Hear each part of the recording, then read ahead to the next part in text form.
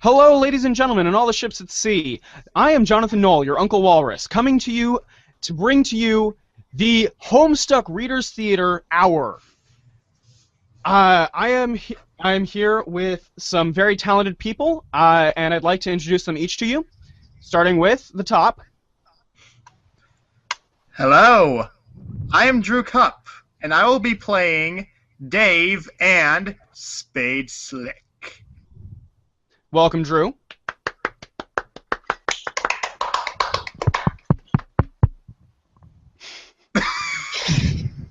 Next.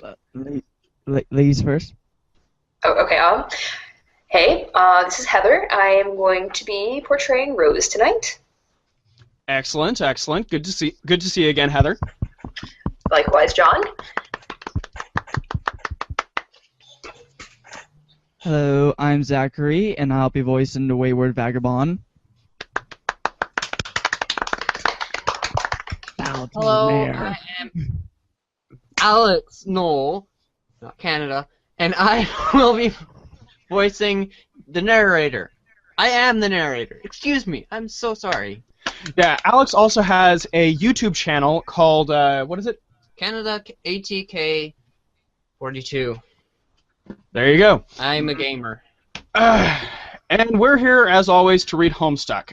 We have one more participant who isn't quite here yet, but as soon as they're here, I will ask them to introduce themselves, and we'll go from there. We're reading Homestuck? I thought we were reading Barge Quest. I thought this was Jailbreak. You mean it's not Problem Swift? Oh, touche. I thought that was a Homestuck beta. See, I was under the impression that we were just reading Paradox Space, but you know. Anyway, so starting from starting with the narrator here. Just one.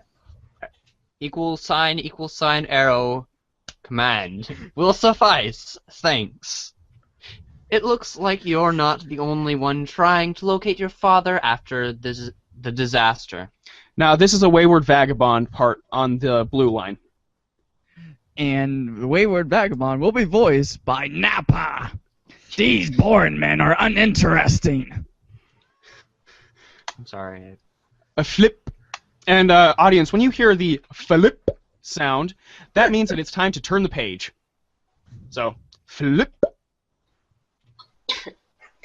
John, are you okay? You seem a bit tentative.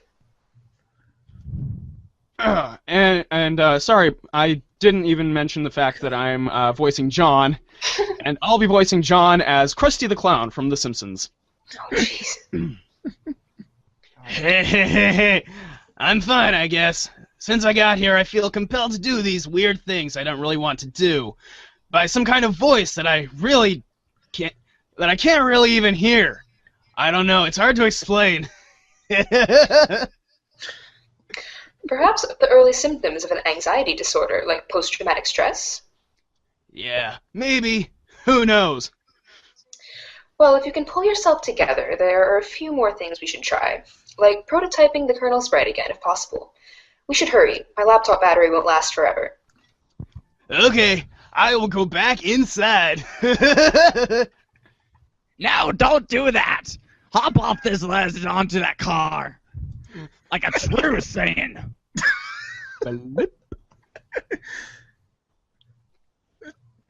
What? No, that sounds incredibly dangerous. I'm sorry, I'm trying to do the SpongeBob narrator guy. It's a hard voice to do. It is. Arrow, arrow, arrow, arrow, arrow, arrow. Blip. Number of arrows is over 9,000! Power levels. Okay. Now you're just being a pest.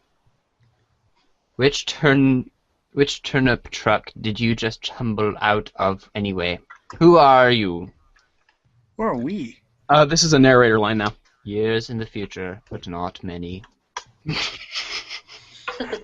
Blip. Okay. You can read I'm that. going to do it as William Shatner because that's much easier. Okay. An unusual tunnel welcomes hot desert air into its stagnant depths. You can read that arrow. Arrow. Flip. This is a Rose thing here. Oh, Oh god. alright. Rose's walkthrough of the Suburb beta. An examination of the basics. Upon connecting with the client user, you, the server user, will be met with a control panel allowing you to manipulate your co-player's environment. You will find that they are allowed to deploy 4 items at no expense.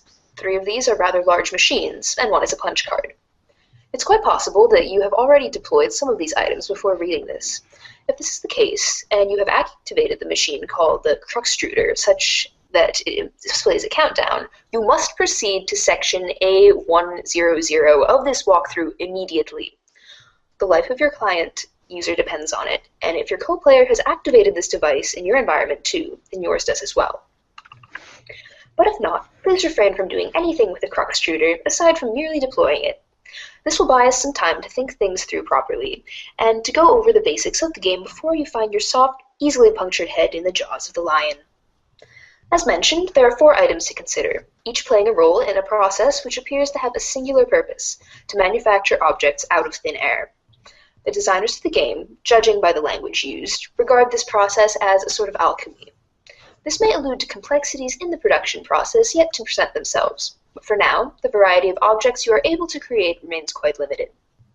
The items in question are the Cruxtruder, again, tread lightly with this one, the totem lathe, the alchemeter, and the pre-punched card. I will describe how these devices work in conjunction with each other, and I will use the analogy of having a key made at a hardware store to help you understand.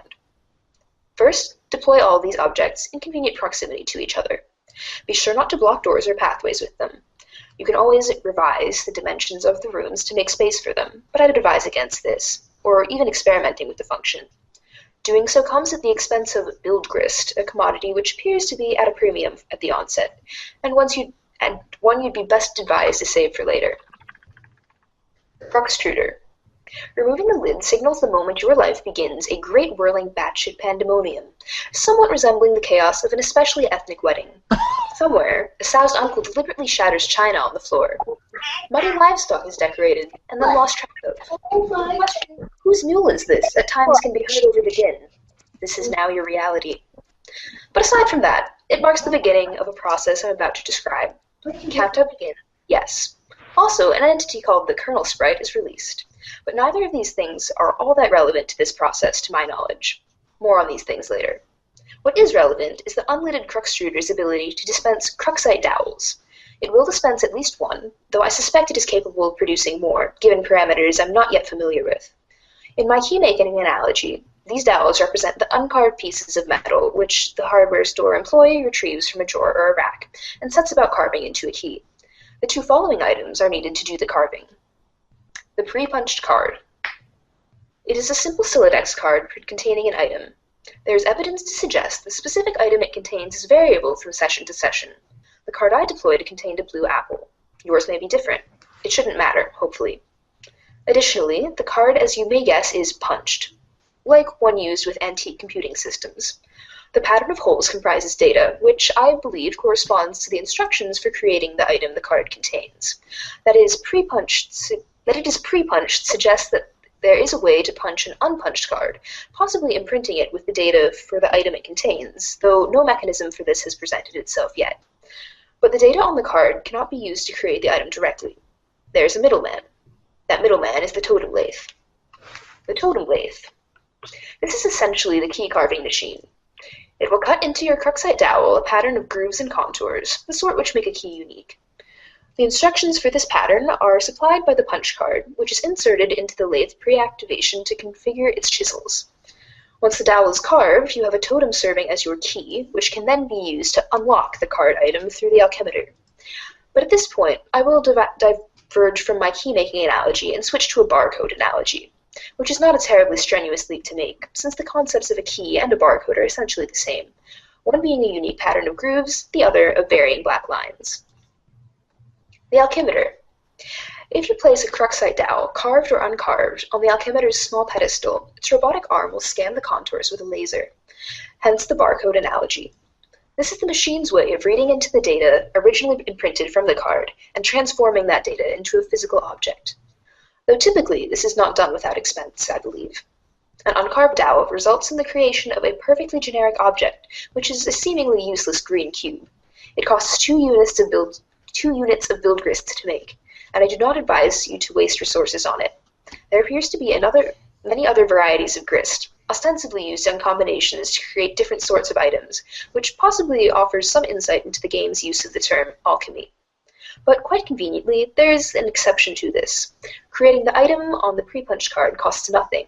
This is good because creating this item turns out to be essential. Now that you know this, you can, in your own time, begin the process. Once you initiate it, naturally there is no going back, so best to be prepared.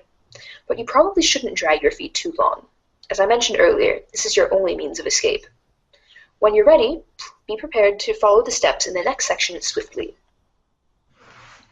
A100, so your crux treater is ticking. Do this to live. Flip.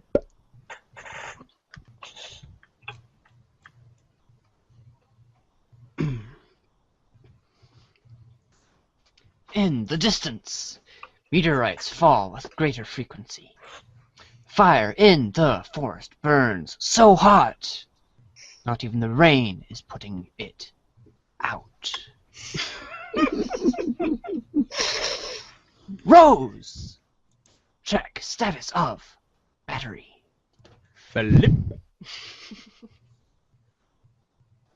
Oh, and by the way, we have our final performer tonight. Sorry there. You okay? My headphones. Sorry. I would like to introduce our friend Jordan. Is that how you'd like to be introduced? Yeah.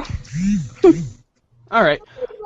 Jordan, would you like to introduce who you were performing as tonight? Well, I am being Jade Harley. It's nice to meet you, by the way.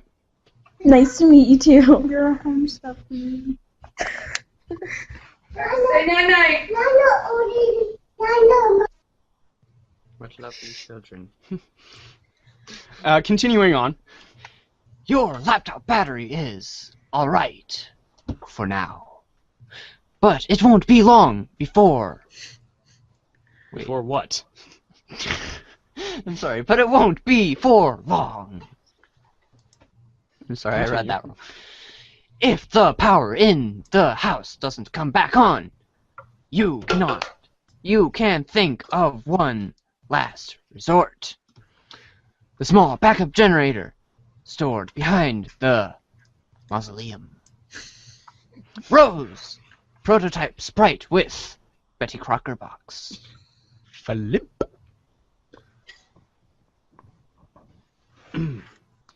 What? Oh man, you're gonna use that? That sucks! What a stupid idea! We have to hurry along. I'm running low on battery power. But the cake mix, that is so dumb! I doubt it matters. We might as well just use any old crap lying around. Fine, I guess.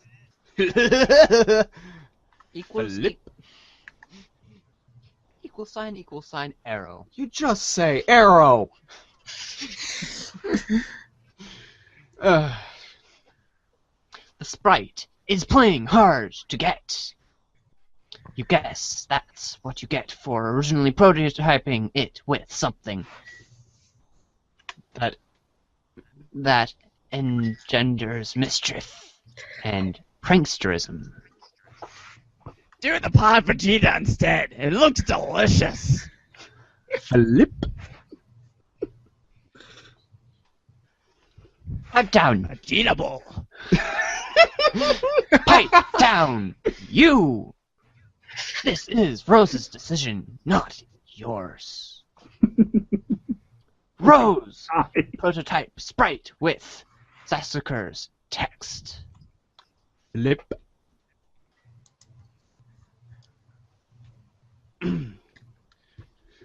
Oh, yes! Sweet! Now we're talking! See if you can distract it. I'll try to sneak up on it.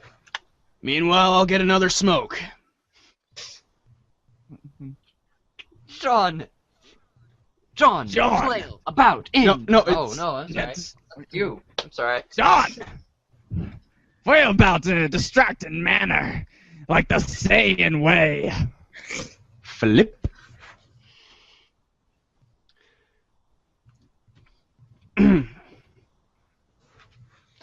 sprite finds the distracting manner in which you flail about to be rather distracting. Perfect. Equal sign, arrow! Flip.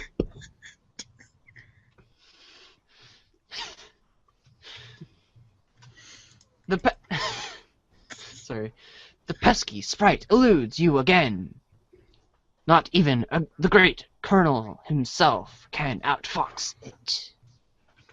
In narrowly missing your attempts to create the Colonel sprite, you drop the massive tome. The entire house rattles under the astonishing girth of the book. I think the book needs a diet. Arrow! Flip. Thank you! In the other room, Nana's ashes dump onto the sprite, which is caught unawares by the dousing. Inspect hag ash incident. God. Flip. You know, actually, that had a little bit extra. Oh, sorry. You find the sacred urn toppled again. This time, you're not quite sure it wasn't your fault. The sprite is nowhere to be found. Rose, remove Crooksdruder from doorway. You sound a little bit like Sexy Kev.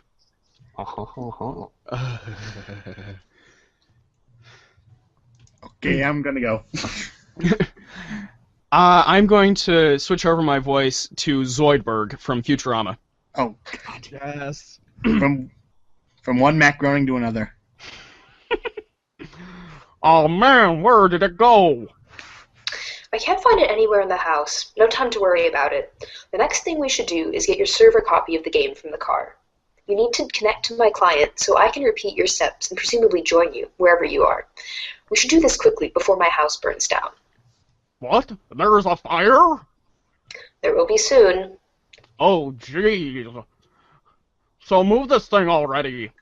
It looks like it requires a lot of grist to move. I don't have enough to relocate the door either. How much do you have?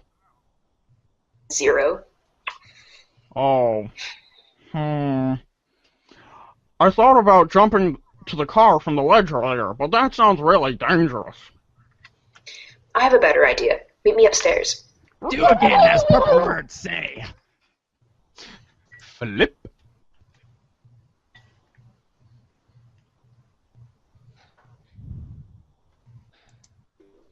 You are about to head upstairs, but you thought you heard something behind you. It was faint, but you could swear it was a small, light-hearted chuckle along the lines of a spirited hoo hoo hoo hoo hoo hoo. Flip. Gosh. Little. Oh, thank Oh, Thank you, Drew. You're welcome. I flipped the page. Ignore this woman's antics. Her Flip. annoyance is over 9,000! Ow! Flip. You're not sure you even saw a woman, let alone any of her hypothetical antics. But whatever it was you might have caught a glimpse of, it sure gave you the willies. Groundskeeper Willie? You head upstairs. On your way to the balcony, your PDA is acting up again. Indulge the device, the scouter device, but be court with it. Kurt, with it. whatever, I'm Nappa. Flip. Damn straight. And Skippy. Hey, bro, check it out. I'm working on some new rhymes. I'm gonna switch back to Krusty. All right.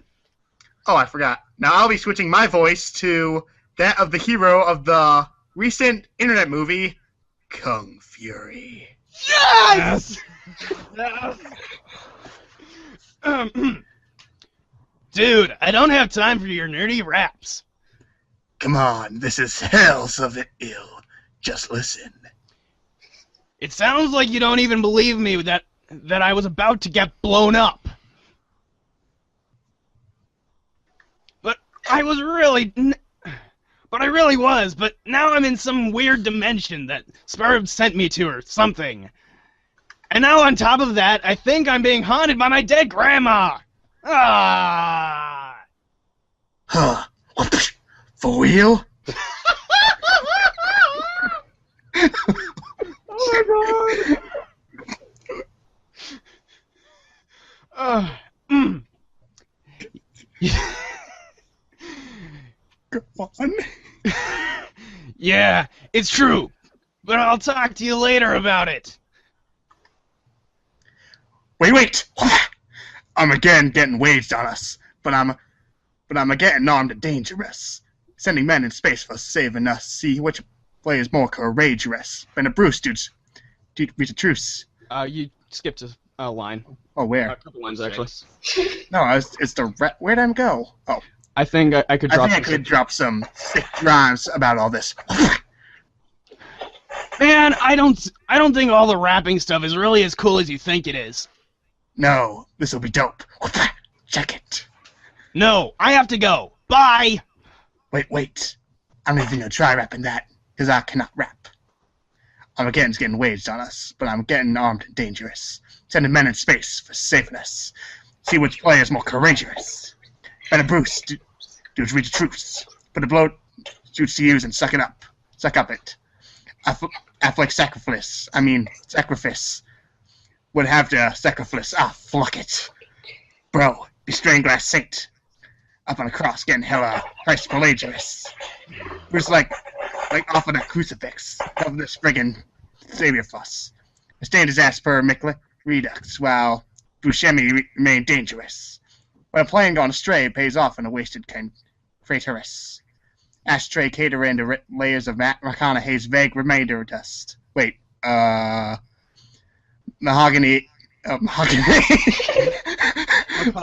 McConaughey wasn't even in any of those media movies, was he? That was Mahogany. Oh my god, you did not! I'll have to make a rap about, I don't know, Morgan Freeman or something. Being the president, it'll be called Obama made it so that no one gives a shit about black presidents in movies anymore. So you've got to fill me with what's going on. So I have something to rap about besides all your dumb shit movies. Enough strange poetry from the red text. And I don't know who this Matt McConaughey is, but he sounds like Raditz. Flip. And I will now attempt to do it in Morgan Freeman's voice. Oh my Oh, god. Oh no. You head out to the balcony to find out what Rose has in mind. She is messaging you again. The purple text is less irrational than the red text. Flip. I'm lifting the car up to the balcony. Whoa! Okay. Once it is up, retrieve the game. Then I'll put it back down on the driveway. But the door is locked! Then break a window. But it's my dad's car! It's just a window, and this is sort of an emergency. Otherwise, I promise I'll handle the car with velvet gloves. Alright. Be careful, Krusty. He might disown you again. Hey! Guess who's getting disowned tonight? It's my dad! Rose, pick up car. Flip. Connection lost. Flip. Ridiculous folly. Inexcusable. Flip. You're inclined to agree. But hey, accidents happen. You double-check your PDA to make sure if Rose is really gone.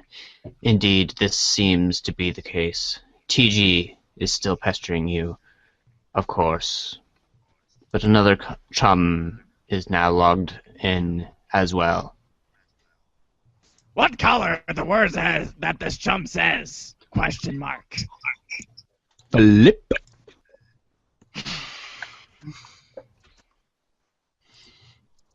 Hey, it's a Jade line. Sorry, one more time? I'm back. Oh, hi! I went to investigate the explosion I heard. Was it by any chance a meteor? Yes? How do you know? Oh man, it's kind of a long story. Anyway, are you okay? Did it blow up your yard or start a fire or anything? Because that would be cool! No, I'm fine. It landed a pretty good ways from my house, and I went to look at it, and it's pretty big, but Beck doesn't want me to go near it, so I came home. He seems to think it's dangerous. Well, gosh, he's probably right. Anyway, what have you been up to, John? Oh, did you get my package yet? Yeah, I was trying to get it, but Rose dropped my car into a weird, spooky, bottomless pit, and the package was in the car, and I'm really sorry about that. Oh, no! Wow, okay, I guess I should start at the beginning. See, a meteor blew up my neighborhood. That's terrible, John. I'm so sorry. But I'm okay, my house is too, sort of. That game I was telling you about, Spurb, which I was playing with Rose, sort of transported me somewhere at the last minute. But now I'm trapped here, and it's weird and dark, and I can't find my dad, and I just lost the car, and my copy of the game in the pit, and I think I have to save the world from the apocalypse. Well, it sounds really crazy and kind of scary, but it also sounds kind of exciting. I don't know, John. Maybe this is your destiny. If anyone can save the world, I think it is probably you. Wow, you think so? Yes? Well, okay, but it's not even that simple. I was about to connect to Rose and help transport her and save her from meteors and fire and stuff, but she lost battery power and I lost the game disc. So I think I have to get TG to use his copy and save her. But that jackass won't shut up and stop rapping and stuff. Never. Haha, he's so silly. Yeah, anyway, I should talk to him about it, so BRB. The green text is attractive. Now view the red text again. Flip. When the film crew zooms where the president's at, I'm like if that dude's black ill ate my hat. Turns out he is, as we all so damn. Director's got gumption. Like we're all flip our shit. He ain't shining shoes or not something. It's called free emancipation. If it's not press election, it's God ascension. I'm Bruce Almighty. Wait. Different Bruce from the one I just mentioned. Can't explain to me why this ain't condescension to think Al shit a brick. Not even he can convey the intention of his quick-spun wit. Rather defray all his tension, sit in his lap while he whittles a split, and some guy eyes when he doesn't patronize us. I guess Negro City is the mother of invention. Stop rapping for a second, you horse's ass! I have something important to talk about. What's up? Rose is in trouble and she needs help. I was going to connect to her with Spurb, but I lost my copy. Okay. Also, she lost battery power. If she can get back up and running, she'll need someone with the game to get her out of there before her house burns down. So I think you should use your copy of the game and help her. My copy? That's going to be tough. Why? I lost it. It's a stupid story, and I'd rather not talk about it, like my past with my partner. Shit would be embarrassing, yo. I thought you said you had two. Well, yeah. One is Hitler's copy. I mean, my brother's copy.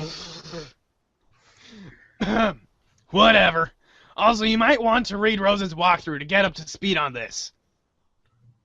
Oh, man. What? Nothing, really.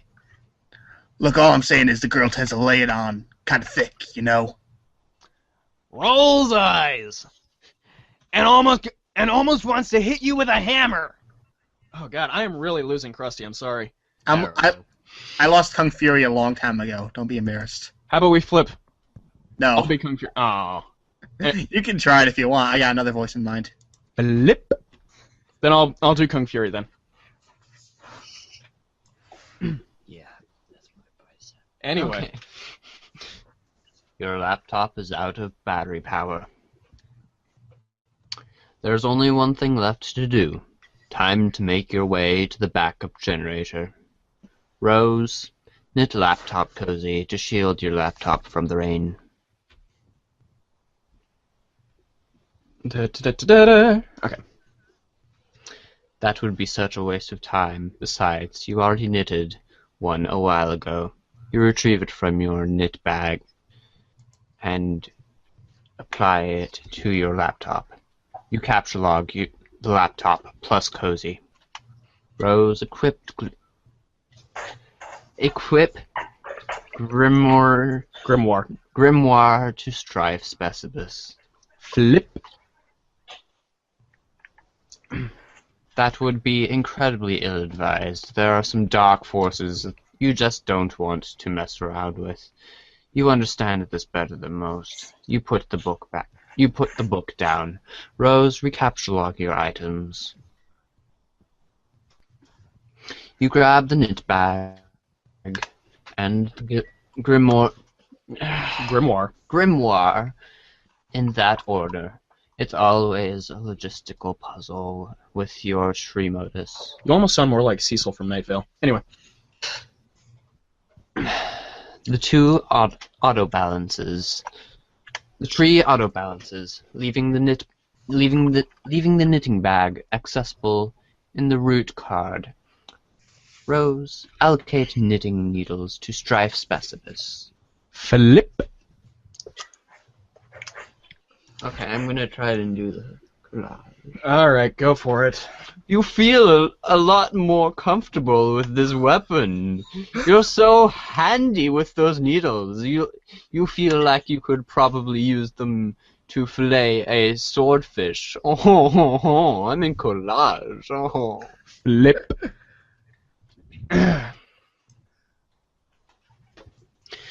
You lose the root card in the process, severing the tree. Hey, careful with that stuff. Oh, Rose, knit plush cuddle Cthulhu to soothe nerves. Oh, I'm collage.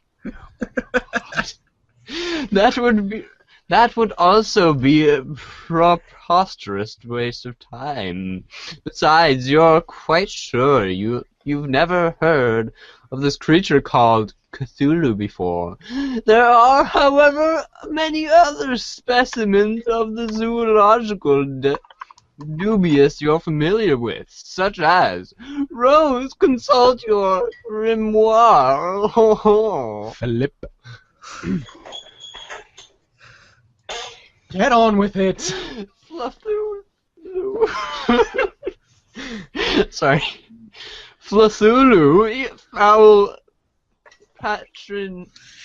patrician of misery, to hear his mammoth belly gurgles, to know the epoch of joy has come to an abrupt end.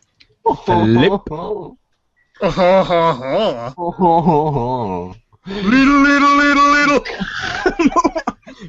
On with it. And no, You're I can't do this.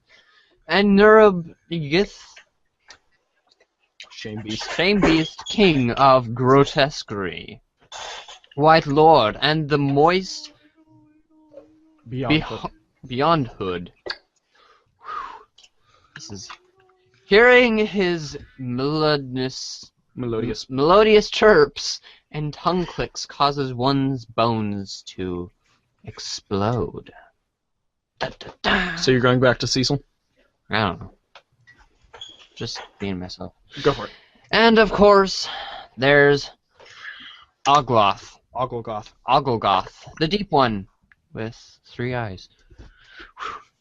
Whenever he grinds his teeth, all the children of a random galaxy somewhere will frown continuously for a 9,000-year span.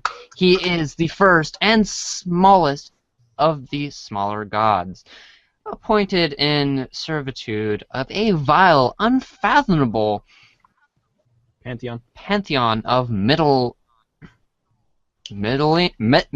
gods, which caters to the whims of noble circle of horror terrors, an omniscient, omnipotent order of the elite few, forever cloaked in the darkness of the furthest ring. Flip.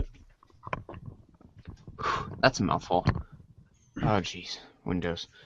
And then there's this strange page containing some rather mysterious notes on summoning procedures. You've never really been quite sure what these diagrams are getting at, because they're just a bunch of windows. Rows take items and proceed downstairs. Flip. You recapture log everything the way you want it and appear in the tree and head downstairs. You figure that's enough dilly-dallying. Time to get a move on! Never enough dilly-dallying. Usually when we do this, we skip over the sound pages because we don't want to get sued. So, flip. Oh, okay. You wonder if this rain will ever let up. It's driven since the month began. Hang on, for some reason it won't pause. Anyway, sorry. It's here driven since the month began, perhaps long enough to forget its purpose. It no longer even knows to assuage fire. Somewhere a zealous god treads these strings between the clouds and the earth, preparing for symphony it fears impossible to play. And so it treads on and on, delaying the reins of the conductor's baton. How you hate this season. April is the cruelest month. Breeding lilacs out of the dead land, mixing memory and desire, stirring dull roots with spring rain. American sports legend Charles Barkley. Rose, confront mother in hall. Flip. Sorry. That was really getting on my nerves. Surely, your mother is lurking nearby. You should be prepared for an unpleasant confront. What? Psych! Flip. There's this really cool dude, okay? He's standing around being all chill. Like, cool dudes are known to do sometimes. Cool dude, like, this probably has a really cool name. But he probably wouldn't just tell you what it was if you asked him. You'd be way too busy for that. Busy being totally sweet. But you could always try and guess his name. And if you were right, he might nod ever so slightly. That's a cool dude's way of letting you know there might be just hope for you yet. Enter name. Insufferable Whoa, okay. This guy doesn't have time for this sort of bullshit. Try again. Flip. Numbnuts. Examine room. Dave Strider. Flip. Your name is Dave. It is an unseasonably warm April day. Your bedroom window is open to let some air in, and your fan is cranked. Arguably, even more cranked would be your fly beats.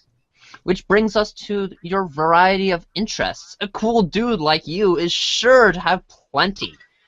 You have a penchant. A penchant for spinning out unbelievably ill jams with your turntables and mixing gear. You like to rave about bands no one's ever heard of but you. You collect weird dead things preserved in various ways. You are an amateur photographer and operate your own makeshift darkroom. You maintain a number of ironically humorous blogs, websites, and social networking platforms. I'm sorry. Profiles, I'm so sorry. And if the inspiration strikes, you won't hesitate to drop some fat rhymes on a mofo and represent. What will you do? Dave, quickly retrieve arms from cinder blocks. Flip. Nah. Dave, get damn beta and save your friend's life. Flip.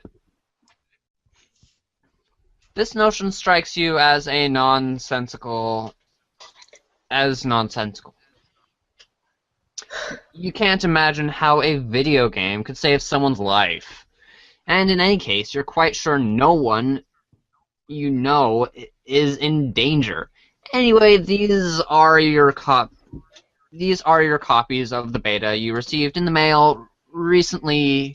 You've labeled them with your name in bold red print to distinguish them from your bro's copies, who labeled his in kind. Neither of you really gives a shit about this game or has any intention of playing it, but you'll be damned if you let that get in your way of your campaign of one-upmanship. Dave, bleat like a goat and piss on your turntable. Flip. You would never consider allowing any fluid, even remotely resembling urine, to touch your beloved turntables. That would risk breaking them.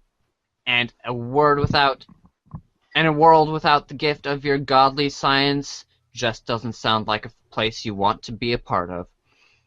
While you're at it, you might as well wipe out human civilization with a meteor or something ridiculous like that, which will probably never happen. That sort of thing only happens in stupid idiot movies for stupid idiots. Arrow. Or stupid idiot comics for stupid idiots. Flip.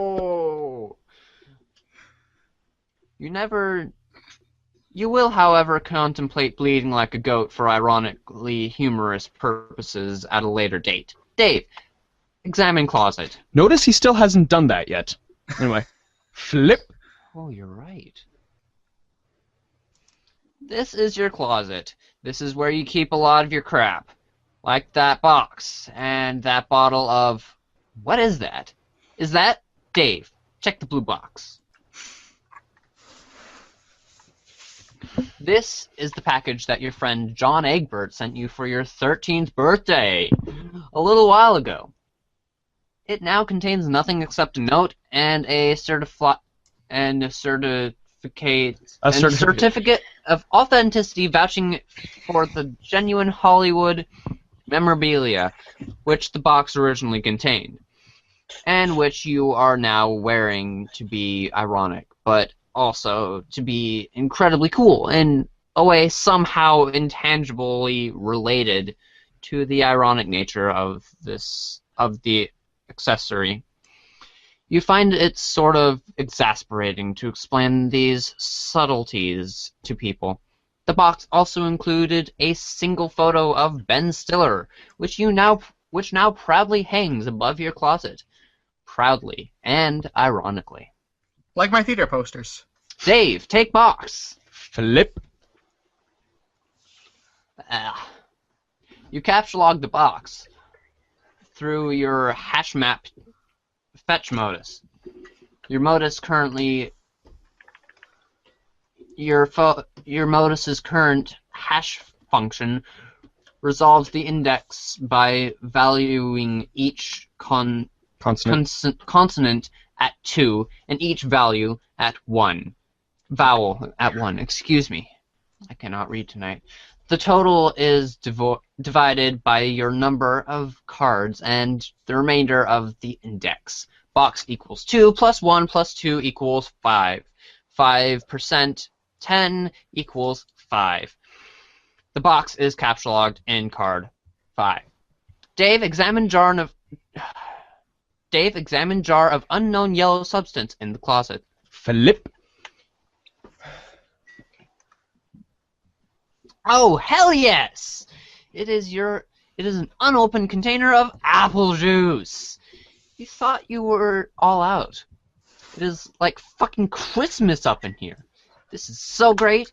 You've got to tell John about this immediately. He'll be so excited. Dave, take juice! Flip. You capsulog the juice into card 7. 2 plus 1 plus 1 plus 2 plus 1% 10 equals 7. Dave, access Pester Chum and Pester John. Flip. It's crap like that why I almost failed math. Well, fun fact, guys, though, for nerdy reference, the percent sign is actually the modulo operator, which just, it's division, but the output of that is just the remainder of that division process.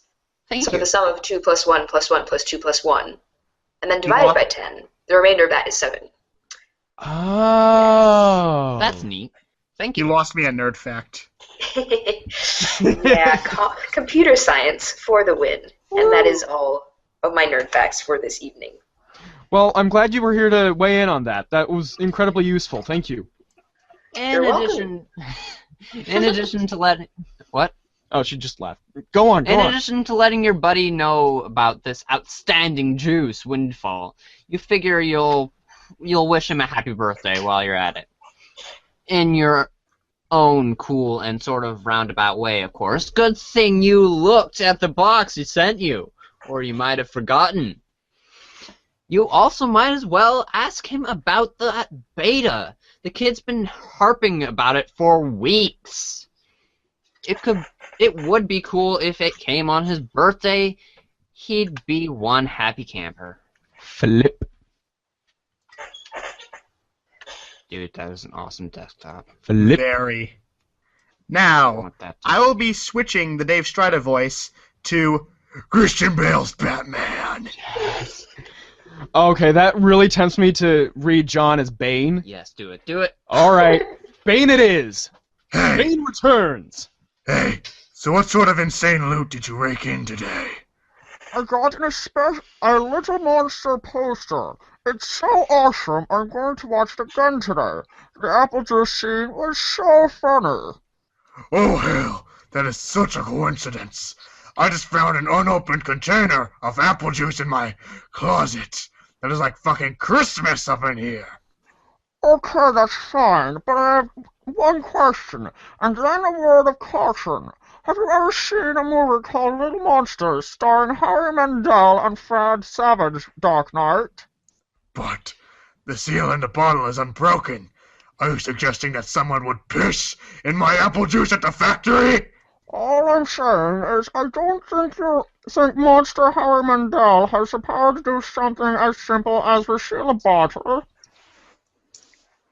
Try using your brain, numbnuts.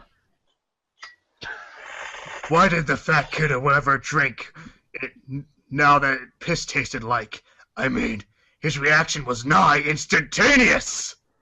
It was the 15th day in a row Harry Mandel peed in his juice.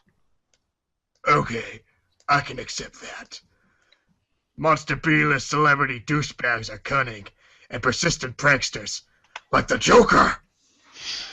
Also, Fred Savage has a really punchable face, and I know that, 'cause I'm Batman! But who cares about this? Let's stop talking about it. Did you get the beta yet? No, did you, detective? Man, I got 2 copies already. But I don't care. I'm not going to play it or anything. The game sounds boring. 'Cause I'm Batman!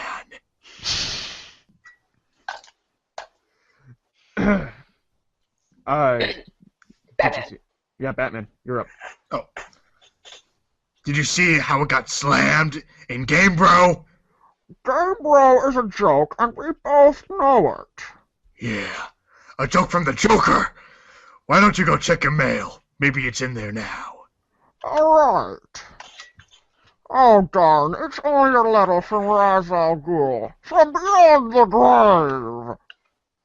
Dave, go online and view sites indicative of your interests. Flip. You open your Hephaestus web browser and direct it to your ironically maintained blog, where you post monthly satirical reviews of Game Bro magazine. Your latest post is a review of the March issue. You've been meaning to write a review for the latest issue too, but you've been sort of dodging it. Excuse me. It's dogging it. Dogging it. Okay, it was dogging it. Something about the game they're reviewing this doesn't strike you as ripe for satirical purposes. Flip. Satanical purposes. In a new tab, you open another of your sites, a webcomic ironically maintained, though vaguely similar. Oh, through a satirical cipher. Oh, through a satirical cipher vaguely similar to that of your blog. It's called Sweet Bro and Hella Jeff. You have legions of devoted fans, most of whom are totally convinced of your creative persona's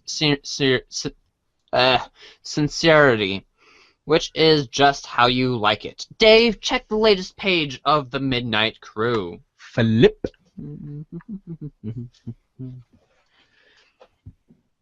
You figure as long as you're chilling at your computer, you might as well see how the new MSPA story is going. You haven't looked at it in a while. Midnight Crew. Flip. Alright, from here on, we have Spade Slick. You are members of a sinister gang called the Midnight Crew. Your nefarious plots are serpentine in complexity. Your schemes, convoluted. You are planning a heist in your underground hideout. What will you do? Use Occam's razor on plans and schemes. Flip. Spade Slick uses Occam's razor to carve a circular hole into the hide plans, freeing it from the knife. You wonder what moron would jam the knife so hard in the table it stuck in the first place. SS. Climb ladder and exit hideout. Implement nefarious plots. Flip. You push against the manhole cover, but it seems some unbelievable jackass has parked your getaway van on top of it. Who would park their car on my manhole? I did! Your mother. Anyway. A familiar feeling I'll be right stirs. back. That feeling is overwhelming, soul-blackening rage. It's the sort of rage that will make a man feel totally justified in sporting an unnecessary, elaborate assortment of fancy blades. While my esteemed co-host here is going and getting some water, I'll take over for narrator duties for a minute. Dave, skip ahead 100 pages or so. Flip. You don't always remember where you last left off, so you jump way ahead. You always forgot to save your place in the story. It looks like tempers have become short in this pressure cooker already. You speculate that the tipping point may have been an ill-advised notion for a game of 52 pickup. Little. Dave, save your place. Read it later. Flip. Even though the adventure began recently, it's already over 3,000 pages long. You just don't have time for this bullshit. You'll catch up later. Besides, it looks like someone's pestering you. You're pretty sure you know who it is. Dave, answer chum.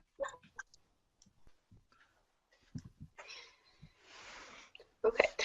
Given our talk about Cecil from Welcome to Night Vale, I will attempt to mimic my voice in his style, although I unfortunately do not have the dulcet tones of Cecil Baldwin at my disposal. But here we go. In some cultures, the persistent refusal of a lady's invitation to a game with her would be a sign of wanton disrespect. Either that or flagrant homosexuality. What? Oh no. No, look. I'm busy, okay? I've got a lot of shit on my plate. I'm sort of a big deal, okay? 'Cause I'm Batman. I know. Sometimes I wonder how you are ever allowed to pay for meals in restaurants. It must be hard to keep a low profile when you're always overhearing odd voices whisper, "It's that guy who has a blog." Bat blog. Seriously, dudes be worshipping me left and right. I can hardly walk down the street without stepping over torsos of the prostrate. Thugs I defeated. Prostrate, whatever. Navigating the urban landscape, I'm sure, is difficult enough without an obstacle course of deferential flesh and skyward asses. Perhaps adapting the art of parkour to your unique environment would help. Yeah, I mean, damn. Like there's a scruffy little shit at my little feet. An orphan or something. I don't know. Face flush on the pavement. I'm like, dude, you sitting for a stampede of buffalo or something? He braves to look at me, then gives my shoe a little kiss, and scurries the fuck off, like I did after my parents died.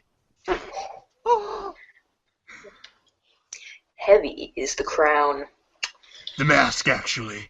But yeah, not kicking Oliver Twist in the fucking face every day is my gift to the world, I guess. Breathtaking magnanimity. Among other things, I just give and fucking give, 'cause I'm Batman! Indeed, nary a jewel tumbles from your wishbox of daily exploits, which I imagine does not sparkle. Oh, for fuck's sake. You're just lobbying for me to play that dumb game. Baseless accusation. Look, I'm telling you, Egbert is all about that game. He will play it with you and probably be tickled retarded about it. I know this very well. I cannot hasten his mail's delivery, however. Yeah. I'll hassle him some more about it. And look how about this. If you ever find yourself in a position where your life depends on me playing that piece of shit game, then I'll play. Will that make you happy? More than you know. It perfectly mollifies my grief over the demise of chivalry at the hands of such characters as Steve Carlsberg! I could hug John, you. what? Go on. I accidentally turned Carcat for a second. I'm sorry. John! My voice is refusing to do Nappa now. I'm just gonna do a straight Carcat. John, All what right. are you doing? Stop doing nothing! Flip. Like our cat. Meanwhile, in the present, in a place where the present may be a concept of dubious merit, John is spacing out. But a vague and forceful thought jolts him to attention. Or maybe it was that bumping sound coming from the other side of the door. What is that? Flip with a question mark. Ladle? A thick, unpleasant fluid pools from beneath the door. Troubling. Investigate this! You proud Satan warrior, you! There is a trail of this fluid in the hallway leading to your room. Dave, play some hauntingly sick beats. Bleeps. Yes. Bleeds. Hey, he's finally bleeding!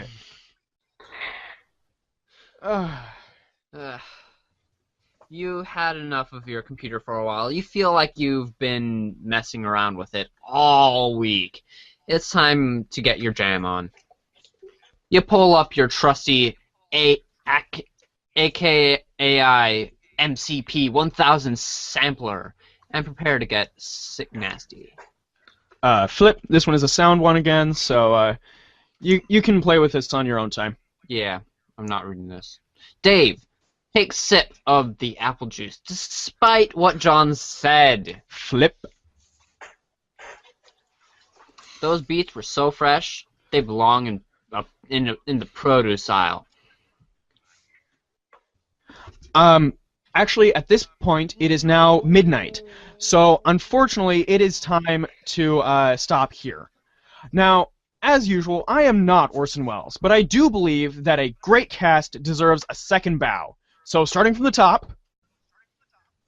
Hello, I'm Drew Cup. And you played? Hello, I'm Zachary. I played Dave and Speechless. All right. Next. Hello, I'm Zachary, and I played the Wayward Vagabond. Hello, I'm Jonathan Knoll, and I played John. Hello, I'm Jordan Hubbard, and I played Jade Harley. Hello, I'm Heather, and I played Rose. And hello, I am Alex Knoll, and I was your narrator. Thank you, everybody, for coming in tonight. And as always, you may now place your order. This has been the Homestuck Readers Theater Hour, and I am your humble Uncle Walrus. You may now place your order. The Homestuck Readers Theater Hour was created and hosted by Jonathan Knoll. Homestuck was created by Andrew Hussie, and as such, all characters, situations, and dialogue belong to him. Homestuck can be found on mspaintadventures.com. This show is protected by First Amendment rights and parody law. If you would like to perform in the Homestuck Readers Theater Hour, contact Jonathan Knoll at radioactive.walrus.entertains@gmail.com, all lowercase. Find us on Twitter at Radio Walrus Pod. That's capital R, capital W, capital P in Radio Walrus Pod. Or like and comment on the Radioactive Walrus Entertainment page on Facebook. If you like our show, please tell your friends, and as always, you may now place your order. This has been a production of Radioactive Walrus Entertainment. John, what do chickens say?